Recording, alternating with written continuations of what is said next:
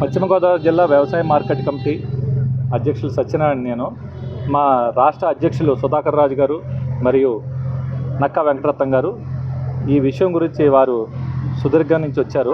వారు వాయిస్ ఇస్తారు, వారు తీసుకోవాల్సిందిగా కోరుతాను. నా పేరు కోనపరెడ్డి సుధాకర్ రాజు, రాష్ట్ర వ్యవసాయ market committee outsourcing employee association అధ్యక్షులు, రాష్ట్ర అధ్యక్షులు. ఏదైతే మా తోటి ఎంప్లాయీ ఇవాళ యాక్సిడెంట్కి గురయ్యి మరణించాడో అతని గురించి ఇవాళ స్టేట్ యూనియన్ తరఫున ఆ కుటుంబానికి ఏదో ఒక ఆధారం ఉండాలని చెప్పేసి మేము దూరం నుంచి ఇవాళ రావడం జరిగింది. ఆ కుటుంబానికి ప్రోత్సాహం ఇవ్వాలని జరుగుతుంది. కాకపోతే ఏదైతే ఆన్ డ్యూటీలో ఇవాళ చాలా వెంకటేశ్వరరావు గారు ఆన్ డ్యూటీలో భీమవరం మార్కెట్ కమిటీలో పనిచేస్తున్నాడు కాబట్టి అతనికి ఆన్ డ్యూటీలో ఉండగా యాక్సిడెంట్ అయ్యి సంబంధించిన రైలు బాక్సు అతన్ని డైరెక్ట్గా డ్రైవరు గుద్దడం జరిగింది. అతనికి అలా అది ఎవరు కూడా చాలా తీవ్రమైన అన్యాయం అది. దానికి అందరూ కూడా అతనికి సమన్యాయం ఆ కంపెనీ తరఫున కూడా ఎంతో కొంత ఆయన సమన్వయం భార్య పిల్లల్ని పోషించుకోవడానికి ఉండాలని తగ్గించుకోవాలని చెప్పేసి రాష్ట్ర అధ్యక్షుల గారికి ఇవ్వడం జరుగుతుంది. కొద్దిగా మీద పడిపోతుంది కదా నాకు మాట్లాడతాను.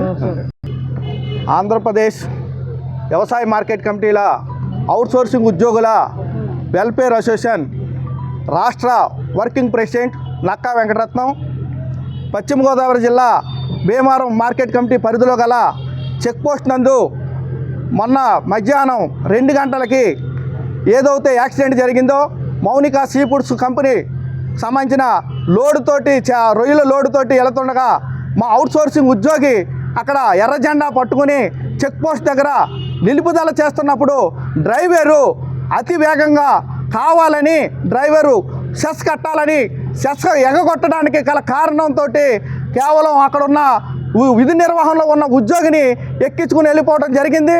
ఆ ఎక్కించుకుని వెళ్ళిపోయే టైంలోనే అతను ప్రాణాలు కూడా విడిచిపెట్టడం జరిగింది.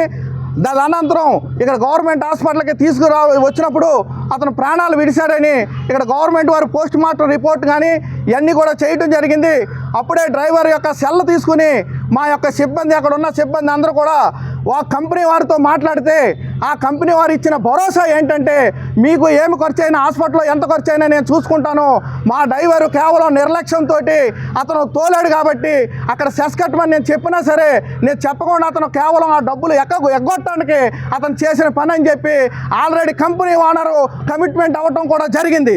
కానీ కేవలం ఏంటంటే నిర్లక్ష్యంతో డ్రైవర్లు చేసిన కేవలం డబ్బులు అలా మిగిల్చుకోవడం కోసం కంపెనీలు మార్కెట్ కమిటీలో సెస్ ఎగ్గొట్టడం కోసం ఇది జరిగింది. కనుక కంపెనీని మేము ఏం డిమాండ్ చేస్తున్నామంటే వారి కుటుంబం మీద భార్య 2 పిల్లలు ఆధారపడి ఉన్నారు.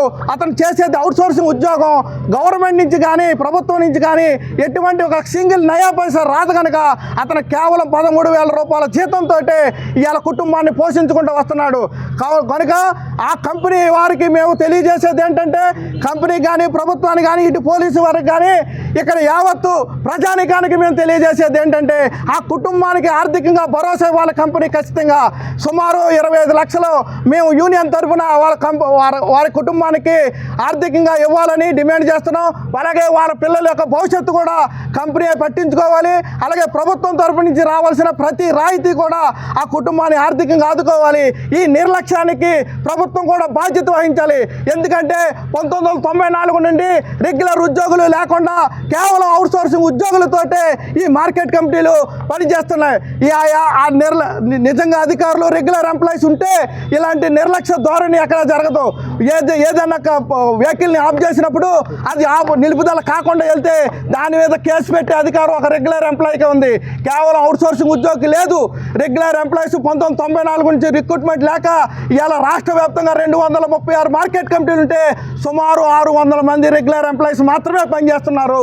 కేవలం అవుట్సోర్సింగ్ ఉద్యోగులతోటే ఈ మార్కెట్ మార్కెట్ కమిటీలు కోటాను కోట్లు సమకూర్చుకుంటున్నారు, కానీ అవుట్సోర్సింగ్ ఉద్యోగుల యొక్క భద్రత కానీ, చెక్ పోస్టుల దగ్గర భద్రత కానీ ఎటువంటి భద్రత లేకుండా ప్రభుత్వం కూడా నిర్లక్ష్యం వహించింది. కేవలం కోట్లాను కోట్లు సమకూరుతున్నాం కానీ మాకు కానీ మా ఉద్యోగానికి కానీ ఎటువంటి భద్రత లేదు. ప్రభుత్వ అవుట్సోర్సింగ్ ఉద్యోగి ఏదైతే యాక్సిడెంట్ అయిందో ఆ యాక్సిడెంట్లోని అతను పూర్తి న్యాయం జరిగే వరకు బాడీని ఇక్కడి నుంచి తీసుకెళ్ళాం. ఒకవేళ న్యాయం జరగకపోతే ఇదే భీమవరంలోనే నడి సెంటర్లో మా యూనియన్ తరఫున, ఇక్కడ ప్రజానీకం తరఫున, బంధుమిత్రుల ద్వారా ధర్నా చేయడానికి మేము సిద్ధంగా ఉన్నాం. తక్షణమే ఏదైతే కంపెనీ ఓనర్ ఉన్నారో ఆ company Mounika company, sea foods company owner ఉన్నారో మాకు భరోసా ఇచ్చారు కాబట్టి ఇప్పుడు దాకా సైలెంట్గా ఉన్నాం. ఇప్పుడేమో లారీకి ఇన్సూరెన్స్ లేదు, మాకు బాధ్యత లేదని ఎగ్గొట్టడానికి చూస్తున్నారు కనుక ఖచ్చితంగా ఆ కుటుంబానికి భరోసా ఇవ్వాలి. ఆ భరోసా కూడా కమిట్మెంట్గా ఒక లెటర్ రూపంలో తయారు చేసి పోలీసు వారి సమక్షంలో మాకు న్యాయం చేస్తారని సభాముఖంగా మీడియా మిత్రులందరికీ తెలియజేసుకుంటున్నాను. ఆ పొజిషన్లో అయితే ప్రస్తుతానికి అప్పుడైతే మేము లేవండి. మేము దూర ప్రాంతం నుంచి వచ్చాం యూనియన్ లీడర్గా. అక్కడున్న మన మిత్రులందరిని అడిగితే కావాలని ఆ డ్రైవర్ గుద్దారు. నేను డబ్బులు కట్టమని మా ఓనర్ గారు చెప్పారు, సెస్ కట్టమని. కేవలం నాకు డబ్బులు మిగిలితే వెళ్ళిపోతున్నాను మాట స్టేట్మెంట్ ఇవ్వడం జరిగింది, కానీ అక్కడ స్టేట్మెంట్ ఎవరు రికార్డ్ చేయలేదు. కేవలం అక్కడ ఫోటోలు తీయడానికి కూడా అక్కడున్న వ్యక్తులు కూడా సాగరం. ఎందుకంటే ఆ యాక్సిడెంట్ చూసి అది కొంతమంది అక్కడ డ్యూటీ చేసే వాళ్ళు కూడా ఒక అతను కళ్ళు తిరిగి పడిపోయాడు. కేవలం అక్కడ ఉన్న పరిస్థితి అయితే మాకు తెలియదు. అది ఇక్కడ ఇక్కడ ఇక్కడ అయితే రిపోర్ట్స్లో రావాలంట. అది సంబంధించిన పక్కన డ్యూటీ చేస్తున్నారు మీరు విధులు నిర్వహణ. ఏం జరిగిందో ఒకసారి నా తోటి సహోద్యోగులు పాత్రికేయులకి అలాగే ప్రెస్ వారికి నా హృదయపూర్వక ధన్యాలు తెలియజేసుకుంటున్నాను. నా తోటి సహోద్యోగి మా ఇద్దరం గత 23 సంవత్సరాల నుండి వ్యవసాయ మార్కెట్ కమిటీలో విధులు నిర్వహిస్తున్నాం. అయితే నిన్న మధ్యాహ్నం 2:30 మౌనిక అక్వా బాక్సు వస్తుంది. దానికి మనవాడు ముగ్గురం కలిపి జెండా పట్టుకుని వెళ్ళాం. ఆడు అతివేగంగా ఆల్కహాల్ తీసుకోలేదని చెప్తున్నాడు, కానీ ఆల్కహాల్ తీసుకున్నాడు. అసలు ఎక్కడ భయం కానీ భక్తి కానీ ఏమీ లేదు. గరాణా సమాధానం చెప్పడం జరిగింది. అయితే గుద్దడంతో ఎదర్ చక్రం ఎక్కేసి కిందకి సైడ్ పడిపోయాడు. అయితే మనవాడు చనిపోవడం జరిగింది.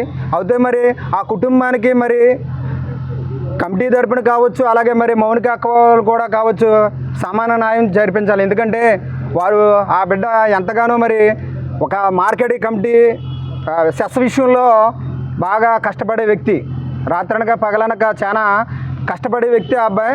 అసలే ఉద్యోగంలో ఎటువంటి అలసత్వం కూడా వహించడు. మరి అలాగే ప్రభుత్వం కూడా ఏళ్ల తరబడి మరి ఈ యొక్క అవుట్సోర్సింగ్ ఉద్యోగులు ఎంతగానో కష్టపడుతున్నారు రాత్రనక పగలనక. అయితే నిత్యావసర వస్తువులు ఎన్నో పెరిగిపోయినాయి. అయితే ఎవరు పట్టించుకుని నాదులు లేడు. అయితే మాకంటూ ప్రభుత్వం నుండి వచ్చి పథకాలు కూడా ఏమీ వస్తలేదు. అవి కూడా మరి వచ్చేటట్టు మరి అలాగే మరి ఆ యొక్క మౌనిక అక్వా వారు మరి ఆ కుటుంబాన్ని, ఆ బిడ్డల్ని, ఆ భార్యను కూడా ఆదుకోవాలి. ఎవరైనా ఒకటే. అయితే మరి ఈ యొక్క నా మిత్రులు చెప్పిందంతా మీరు విన్నారు కాబట్టి మరి తగు న్యాయం మీరు రథ సంబంధాలు కావచ్చు, ఉద్యోగులు కావచ్చు, ప్రతి ఒక్కరు కూడా ఆ కుటుంబానికి మరి న్యాయం చేస్తారని మేము ఆశిస్తున్నాం. మరి జరిగింది, ఎప్పుడు జరిగింది, అసలు ఎలా జరిగింది? నిన్న జరిగిన యాక్సిడెంట్కి పక్కన సహోదరుడు నేనండి. ఒక నిమిషం అండి, మీ పాయింట్ పేరు తర్వాత కుటుంబానికి న్యాయం అన్నది, తర్వాత ప్రభుత్వం పరంగా భీమవరం మార్కెట్ యార్డ్ అండి. ఒక నిమిషం, పీపీ రోడ్డు చెక్ పోస్ట్ అండి. నేను అక్కడ డ్యూటీ చేస్తున్నాను సార్. ముగ్గురు చేస్తాం సార్ డ్యూటీ. ఒకటి ఇంటి కమిటీ, ఇద్దరు భీమవరం అండి.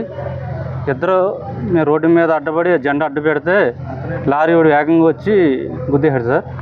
మనోడు ఎదర చక్రం కింద పడిపోయి చనిపోయాడు సార్. గుద్దింది ఎవరండి? ఆ టైం ఎవరిని గుద్దారు, అతని పేరు వివరాలు కూడా చెప్పండి. సాలా వెంకటేశ్వరరావు అండి గుద్దిన అతను. చనిపోయిన ఆయన సాలా వెంకటేశ్వరరావు అండి. ఆ వెహికల్ ఏం వేసుకొచ్చింది, అది వెహికల్ ఏంటి, లారీ ఆటో, ఏ vehicle? Rail box sir. Mounika నేను చెప్పిందా చెప్పండి, రికార్డ్ అవట్లే కదా. ఏం పర్వాలేదు, జెండా ఊపుతున్నాం సార్. ఊపుతుండగా ఏకంగా వచ్చింది సార్ లారీ ఏకంగా వచ్చి అతను గుద్దడంతోనే అతను సాలా వెంకటేశ్వరరావు అన్న అతను గుద్దుతుందే పడిపోయాడు సార్. పడిపోవడంతోనే మేము అతను నుంచి తిరిగి వచ్చినప్పటికీ లారీ ఏకంగా వెళ్ళిపోయి ఒక 1/2 కిలోమీటర్ దూరంలో ఆగింది సార్ లారీ. మేము లారీ దగ్గర పరిగెత్తుకెళ్ళినప్పటికీ అతను లారీ డ్రైవర్ దిగి పారిపోయాడు సార్. నేను లారీ తాళాలు పట్టుకొచ్చేసాను సార్.